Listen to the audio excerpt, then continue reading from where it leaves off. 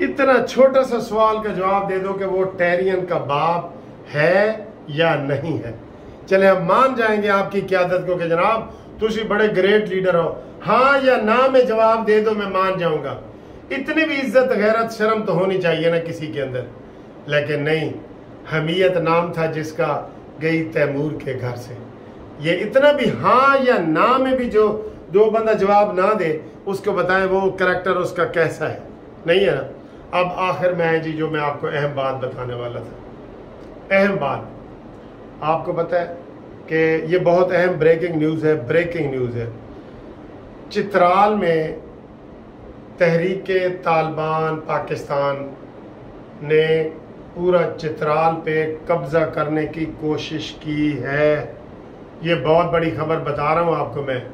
चित्राल में टीटीपी वालों ने, शरपसंदों ने चित्राल पे कब्जा करने की कोशिश की है, जिसको पाक फौज ने नीस्तो नाबूद करते हुए ख़त्म कर दिया और वहाँ पे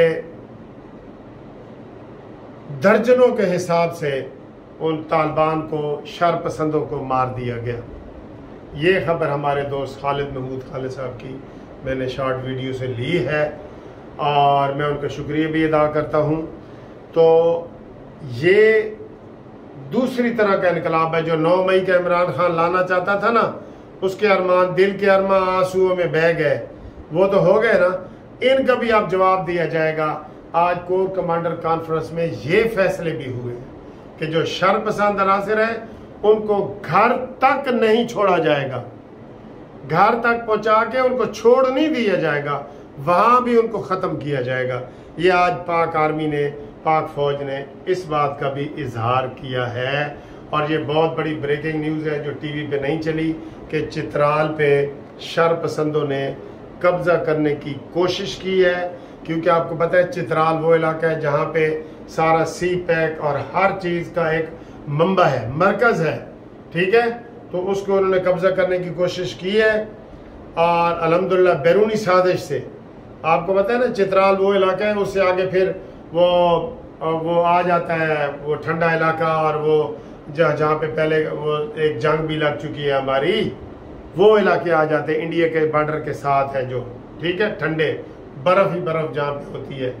तो वो इलाके की वजह से और हमारी फ़ौज ने बर वक्त एक्शन लिया और उनको ख़त्म कर दिया, सबको।